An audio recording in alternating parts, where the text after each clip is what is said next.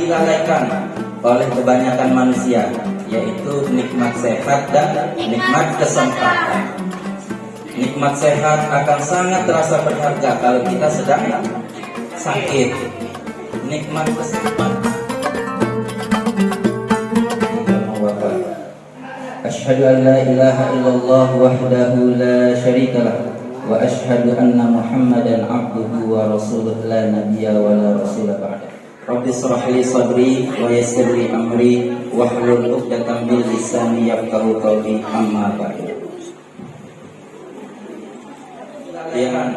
Oleh kebanyakan manusia, yaitu nikmat sehat dan nikmat kesempatan. Nikmat sehat akan sangat terasa berharga kalau kita sedang sakit. Nikmat kesempatan atau waktu yang luang akan sangat berharga kalau kita sedang dalam keadaan waktu yang sempit atau sedang sibuk. Maka dari itu kita bersyukur pada kesempatan hari ini Allah masih memberikan kita nikmat sehat dan nikmat kesempatan untuk sama-sama hadir merayakan Maulidin Nabi Muhammad sallallahu alaihi wasallam. Allah Subhanahu wa taala berfirman dalam surat An-Nahl, "Wa in ta'uddu ni'matallahi la tuhsuha." Artinya, kalaupun kamu menghitung nikmat yang Allah berikan kepada kita, sungguh kita tidak mampu. Nikmat sehat yang Allah berikan, nikmat anggota tubuh yang lengkap, nikmat oksigen yang kita hirup dari kita baru lahir sampai saat ini. Maka marilah kita selalu bersyukur kepada Allah atas segala macam nikmat yang diberikan kepada kita dengan ucapan alhamdulillahirabbil alamin. Alhamdulillah wa syukrulillah. Segala puji bagi Allah, segala kesyukuran bagi Allah atas segala yang telah Allah berikan kepada kita. Kedua kalinya salat serta salam tak lupa pula kita haturkan kepada baginda Nabi besar Muhammad sallallahu yang atas jasa beliaulah hingga kita sebagai umat akhir zaman bisa menikmati cahaya iman dan Islam.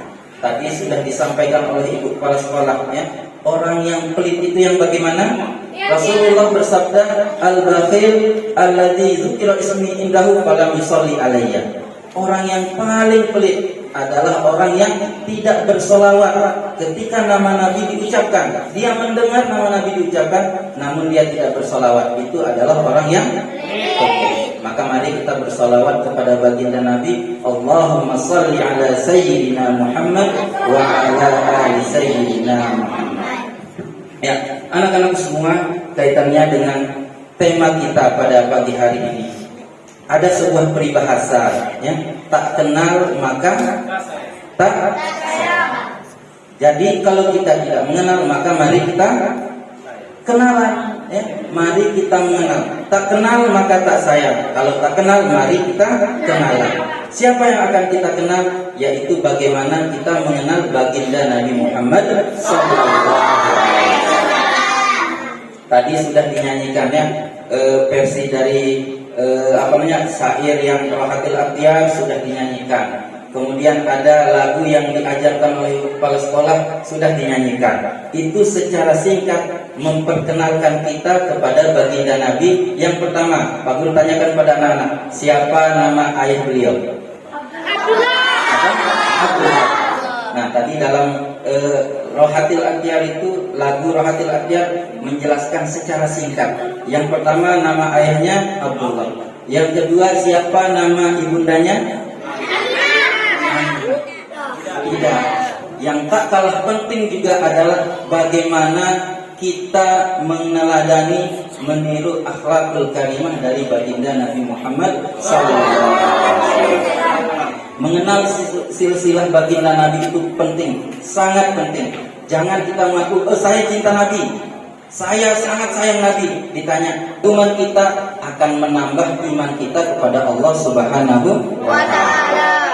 Ya, Pak Guru ada dua kisah singkat yang Pak Guru ingin ceritakan pada anak-anak semua. Semoga itu bisa menjadi pelajaran yang bisa kita ambil hikmahnya akan akhlak baginda Nabi.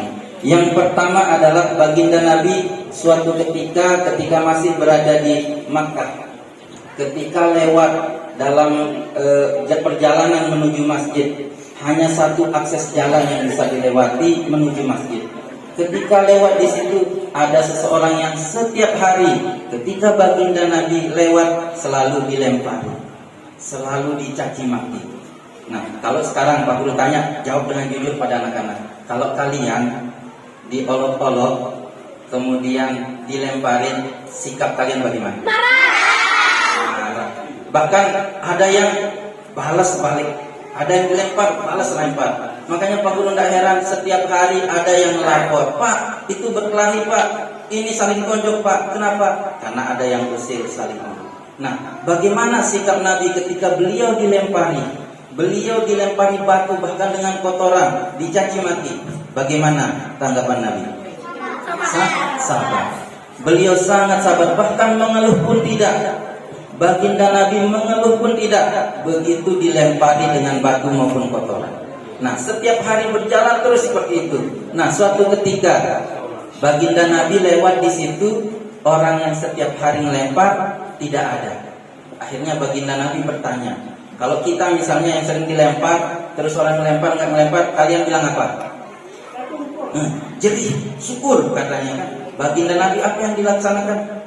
Bertanya pada orang sekitar, kemana orang yang sering melemparnya? Oh, ternyata dapat informasi orang tersebut sedang sakit. Kemudian baginda Nabi bergegas kembali ke rumah, mengambil beberapa kurma sebagai bingkisan, langsung dijenguk orang yang sedang sakit tersebut. Orang yang sakit tersebut berkata apa? Aku setiap hari melemparimu, mencaci, menghina, tetapi engkau adalah orang yang pertama datang menjengukku, katanya. Orang terdekat dari yang melempari baginda Nabi belum ada yang menjenguk. Keluarga, sahabat, tetangganya belum ada yang menjenguk. Ternyata yang pertama kali menjenguk adalah baginda Nabi Muhammad SAW. Betapa mulia akhlak beliau. Dihina, dilempari, beliau sabar. Bahkan membalas dengan sebuah kasih sayang. Datang menjenguk orang tersebut. Sehingga orang tersebut bagaimana? Orang tersebut bersyahadat masuk Islam. Kemudian yang kedua, ketika baginda Nabi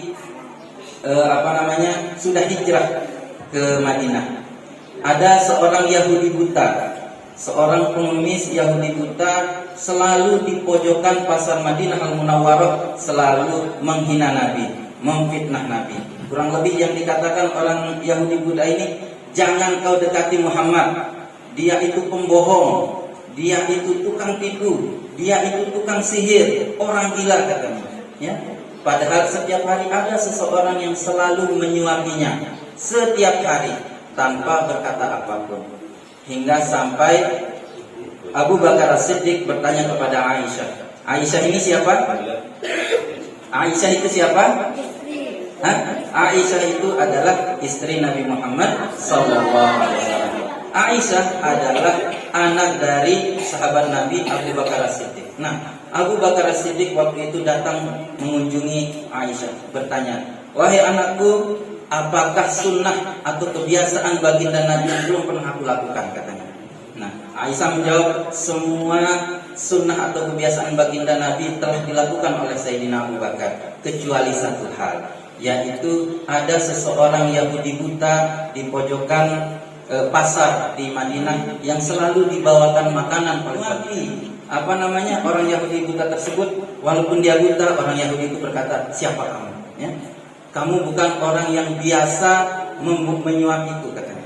Ya, orang yang biasa menyuapi itu, makanan yang disuapi sangat mudah sekali untuk ditelan, katanya. Akhirnya Abu Bakar menjawab, aku adalah sahabat dari orang yang sering menyuapimu. Orang yang menyuapimu telah wafat. Beliau adalah baginda Nabi Muhammad SAW. Bayangkan, Yahudi buta tersebut seketika menangis. Ternyata orang yang dihina setiap hari, yang difitnah, ternyata adalah orang yang selalu menyuapinya setiap pagi, setiap hari, tanpa berkata apapun. Itu akhlak mulia dari baginda Nabi Muhammad SAW. Apa akhlak yang bisa kita ambil? Tak usah banyak-banyak, tak usah panjang-panjang Pak Guru sampaikan. Yang penting ada hikmah yang bisa kita ambil dari akhlak baginda Nabi Muhammad SAW. Yang pertama, beliau orang yang sangat sabar. Bagaimanapun dihina, bagaimanapun dicaci, bagaimanapun difitnah, selalu bersabar dan tidak membalas dengan hal yang buruk. Justru dengan kasih sayang yang ditunjukkan oleh baginda Nabi, dibalas dengan sesuatu yang lebih baik. Dan langsung orang Yahudi buta itu bersyahadat di depan Sayyidina Abu Bakar As-Siddiq karena keluhuran akhlak baginda Nabi. Bagaimana yang bisa kita ambil pertama adalah kesabaran beliau. Terus yang kedua, apa yang bisa kita ambil? Keikhlasan beliau. Nah, berbicara soal ikhlas anak-anak, tadi ada yang Pak Guru dengar. Apa sih ikhlas anak-anak? Ikhlas itu kita memberi sesuatu, tidak perlu kita bahas, tidak perlu diungkit-ungkit, ya. Itu namanya ikhlas, memberi tanpa pamrih. Nah, itu juga ditunjukkan oleh baginda Nabi ketika menyuapin dengan ikhlas, tidak minta balasan, tidak bilang, saya loh orang yang diejek setiap hari. Tidak, baginda Nabi tidak berkata seperti itu. Akan tetapi atas izin Allah, orang tersebut, Yahudi buta tersebut pun masuk Islam karena keluhuran akhlak baginda Nabi Muhammad SAW. Terkait ikhlas tadi anak-anak, kalau misalnya apa yang telah kalian bawa datang ke sekolah, jangan nanti bilang itu sudah diberi terus minta diambil lagi. Jangan seperti itu. Itu namanya enggak ikhlas. Kita sekarang sedang belajar meniru akhlak baginda Nabi, ya. Kita ambil kesabaran beliau, keikhlasan beliau, berjuang, bertanggung jawab. Tadi dalam lagu itu secara singkat diterangkan sejak belia baginda sudah berdagang, menggembala. Orang yang menggembala itu haruslah orang yang bertanggung jawab. Apa yang menjadi tanggung jawabnya? Sapi, kambing, kalau kita ya, kambing atau sapi yang kita gembalakan itu menjadi tanggung jawab kita. Jangan sampai nanti ada yang hilang, ada yang hanyut misalnya di sungai. Kita menjaga dan merawatnya. Itu sudah diajarkan oleh baginda Nabi. Ya, baginda Nabi ketika kecil sudah menggembala, belajar bertanggung jawab. Ketika sudah beliau diajak pergi berdagang, beliau amanah menjaga apa yang menjadi tanggung jawabnya. Nah, itu dia beberapa hal yang perlu kita ikuti, yang perlu kita tiru dari baginda Nabi. Bagaimana kesabaran beliau. Jadi jangan sampai nanti ada yang suka usir. Jangan sedikit-dikit. Kalau misalnya ada temannya yang mengolok, kita abaikan. Kalau kita sudah abaikan, lama-lama berhenti. Ya, bagaimana sikap baginda yang selalu sabar, selalu ikhlas, tidak dendam. Itu juga yang penting. Bagaimanapun baginda Nabi disakiti, beliau tidak dendam. Itu beberapa hal kaitannya dengan akhlak baginda Nabi. Pak Guru tanya, cinta enggak sama baginda Nabi? Cinta. Bagaimana kecintaan kita itu? Baginda Nabi mengajarkan, membawa risalah agama Islam. Salah satunya adalah amar ma'ruf nahi munkar, melaksanakan segala yang diperintahkan dan menjauhi segala kemungkaran yang dilarang oleh Allah melalui risalah yang dibawa oleh baginda Nabi. Sekarang mengaku cinta pada baginda Nabi, tapi sholatnya masih bolong. Itu berarti cintanya Cintanya bolong-bolong berarti. Sering ketika intab, Pak Guru tanya, ada yang terlambat datang intab, Pak Guru tanya, kenapa terlambat? Telat bangun katanya. Lah kalau telat bangun berarti sholatnya kapan? Sholat subuhnya lewat berarti ya. Bagaimana kita mengaku cinta pada baginda Nabi, sholatnya saja masih bolong-bolong, ya? Kita mengaku cinta kepada Nabi berarti kita berusaha sekuat mungkin melaksanakan apa yang menjadi ajaran agama kita, yang mengikuti segala yang diperintahkan dan menjauhi segala larangannya. Itu yang harus kita ikuti. Jadi Pak Guru minta kita sama-sama untuk tetap amar ma'ruf nahi munkar itu, terlebih sholat 5 waktu. Ya, Rasulullah SAW bersabda, as-sholatu imaduddin. Sholat itu tiang agama. Faman aqamaha faqad aqamaddin. Barang siapa yang menegakkan sholat, melaksanakan sholat, maka sejatinya dia sudah menegakkan agama. Faman hadamaha faqad hadamaddin. Barang siapa yang mengabaikannya, tidak melaksanakan sholat, maka sejatinya dia telah meruntuhkan agama.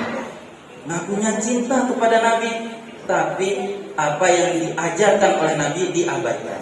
Jadi kalau kita cinta, mengaku cinta pada Nabi, mari kita laksanakan apa yang menjadi perintah Allah melalui risalah Nabi Muhammad, dan kita menjauhi segala larangan-larangannya. Terus yang kedua, kaitannya dengan berisikan. Kemudian yang kedua, tema yaitu memperbanyak sholawat. Dulu ketika kami masih mengaji, masyayikh kami pernah mengajarkan sebuah sholawat. Baginda Nabi pernah bersabda, barang siapa yang membaca sholawat ini, maka berulang ya. Jadi Rasulullah SAW bersabda, barang siapa yang membaca sholawat ini, yang Pak Guru ingin kita sama-sama baca sekarang ya. Barang siapa yang membacanya 100 kali, maka Allah akan berikan hajatnya 100. 30 di dunia, 70 di akhirat. Pak Guru tanya, ada yang punya hajat enggak? Tahu enggak hajat itu apa? Hajat itu keinginan. Semua kita pasti memiliki keinginan atau hajat yang ingin dikabulkan oleh Allah Subhanahu wa taala. Kalau kita membaca salawat yang Pak Guru akan sampaikan kepada kalian, kepada kita semua sekarang, kita membacanya 100 kali, maka Allah akan memberikan hajat kita 100 ya. 30 di dunia, 70 di akhirat. Apa bunyi salawatnya? Pak Guru minta sekarang didengarkan, kemudian kalian ikuti ya anak-anak ya. Yang pertama, Muhammad ya Rabbi sholli alaihi. Hanya kita baca 100 kali, Muhammad ya Rabbi sholli alaihi, Muhammad ya Rabbi sholli alaihi, Muhammad ya Rabbi sholli alaihi. Kita baca 100 kali, insya Allah Allah memberikan 100 hajat kita ya. Kita memperbanyak salawat kepada Nabi, kita dapat pahala, hajat kita dipenuhi oleh Allah, kita mendapatkan yang diinginkan atas izin Allah. Sekarang kalau pulang dari sini, anak-anak yang pulang ke Sedong bawah baca yang Muhammad ya Rabbi sholli alaihi, Muhammad ya Rabbi sholli alaihi 100 kali, sampai rumah, belum bahkan sampai rumah sudah selesai kita baca 100. Insya Allah Allah berikan 100 hajat kita, 100 keinginan kita. Coba sekarang Pak Guru minta kita sama-sama membaca ya, ikuti setelah Pak Guru ya.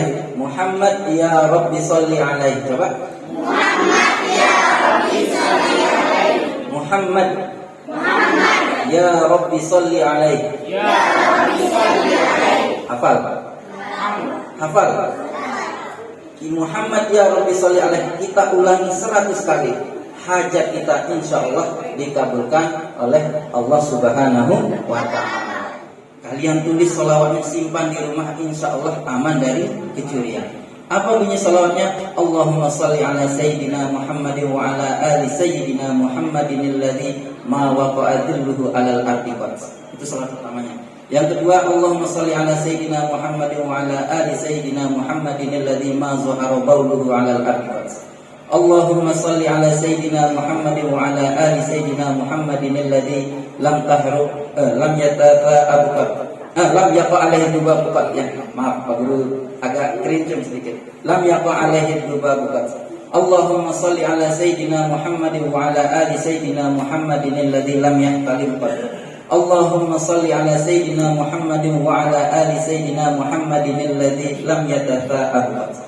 Allahumma salli ala Sayyidina Muhammadin wa ala ali Sayyidina Muhammadin alladhi lam tahruk minhu dabbatun qad. Allahumma salli ala Sayyidina Muhammadin wa ala ali Sayyidina Muhammadin alladhi wulida makhtuna. Allahumma salli ala Sayyidina Muhammadin wa ala ali Sayyidina Muhammadin alladhi tanamu 'ainahu wa la yanamu qalbuhu qad. Allahumma salli ala Sayyidina Muhammadin wa ala ali Sayyidina Muhammadin alladhi yanzuru min waraihi kama yanzuru min amamihi. Allahumma salli ala Sayyidina Muhammadin wa ala ali Sayyidina Muhammadin alladhi kana idza jalasa ma'a qaumin kanat aktafuhu a'la minhum salatan taliqu bi kamalihi walhamdulillahi rabbil alamin. Sedikit panjang memang, ada 10 salawat. Itu sebenarnya namanya salawat 10, tapi itu berisi 10 kelebihan baginda Nabi yang tidak dimiliki oleh orang lain. Sehingga Nabi itu juga sering disebut al-bashar la kal-bashar, manusia tapi tidak seperti manusia biasanya, karena beliau memiliki kelebihan-kelebihan. Pak Guru artikan sedikit ya, apa sih kelebihan-kelebihan baginda Nabi itu? Yang pertama, Allahumma sholli ala Sayyidina Muhammad. Ya Allah, berikanlah rahmat, limpahkanlah rahmat dan keselamatan kepada baginda Nabi. Wa ala ali Sayyidina Muhammad, dan kepada seluruh keluarganya. Alladzi ma waqa'a dhilluhu alal ardiqah, yang tidak ada terdapat bayangannya di muka bumi. Baginda Nabi pertama kelebihannya tidak memiliki bayangan di muka bumi. Ya, karena baginda Nabi juga ada yang sering dibaca pada salat, nurun ala nur, cahaya di atas cahaya. Jadi beliau itu sangat bercahaya bahkan sampai tidak mempunyai bayangan.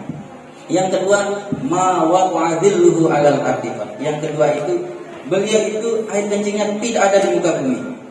Ya, kelebihan kalau kita buang air kecil pasti ada bekasnya ketika sudah sampai kita siram untuk membersihkan. Baginda Nabi ketika buang air kecil, air seninya, air kencingnya itu langsung hilang, tak bersisa, tak berbekas di muka bumi. Itu kelebihan yang kedua. Yang ketiga, lam yaqa alaihi dzubab, tidak pernah dihinggapi lalat. Kalau kita makanan misalnya lagi banyak dikerubungi lalat, kita ikut dikerubungi enggak? Ada yang dikerubungi. Nah, baginda Nabi kelebihannya tidak dikerubungi lalat. Yang keempat, lam yahtalim, tidak pernah bermimpi basah. Nah, anak-anak cukup tahu ya, nanti kalau sudah dewasa baru akan paham apa sih itu maksudnya. Terus yang kelima, lam yatata'abuqat, tidak ditakuti oleh segala jenis binatang. Maaf, lam yatata'abuqat artinya ketika mengantuk. Kalau kita mengantuk biasanya ngapain? Nah, tanda-tanda ngantuk apa? Menguap. Ya. Baginda Nabi tidak pernah menguap. Kenapa? Baginda Nabi pernah bersabda, orang yang menguap kalau kedengaran suaranya, setan itu tertawa. Itu sebabnya kalau kita menguap, kita dianjurkan buat ngapain? Tutup. Biar jangan sampai kita ditertawakan oleh setan. Kelebihannya baginda Nabi, bagaimanapun ngantuknya beliau tidak pernah menguap sama sekali. Itu kelebihan yang kelima. Yang keenam, lam tahrub min huda batumpat, tidak pernah ditakuti oleh segala jenis binatang, hewan-hewan, baik itu yang buas atau yang pemalu. Contoh hewan pemalu misal seperti kelinci, kita dekati kelincinya kabur, ya, pergi. Lalu baginda Nabi, baik yang pemalu atau yang tidak, senang semuanya pada baginda Nabi, baik itu yang buas. Coba kalau binatang buas, yang ada kita yang kabur. Ya, baginda Nabi sangat disenangi oleh segala jenis binatang ataupun hewan-hewan. Terus yang ketujuh, wulida mahkuna. Kelebihan baginda Nabi yang ketujuh adalah ketika lahir sudah terlahir dalam keadaan berkhitan, sudah dihitan. Kalau kita ada yang dihitan umur setahun, umur 1 bulan ada, umur 6 bulan ada. Bahkan kemarin-kemarin ada kakak kelas kalian sekarang sudah di MTS itu kelas 4 baru dihitan.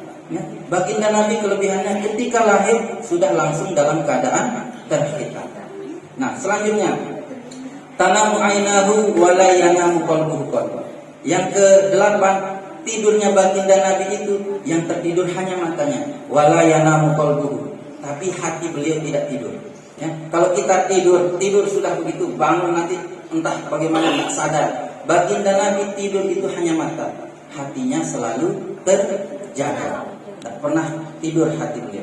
Kemudian yang ke-9, yang zuru min waraihi kama yang zuru min amami.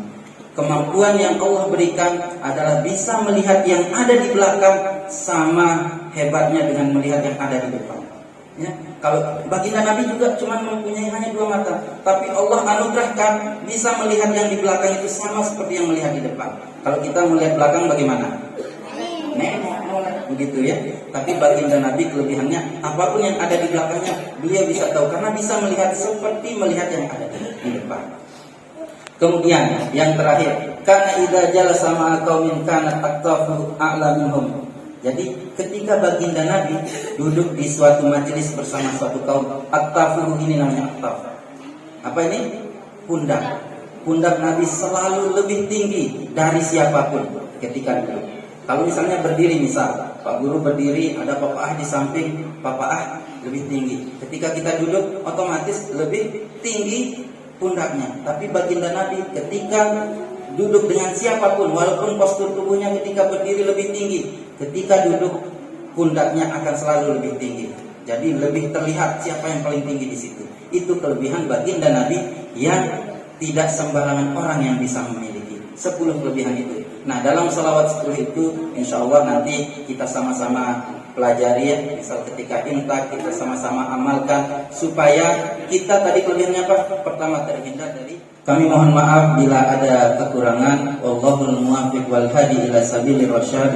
Assalamualaikum warahmatullahi wabarakatuh.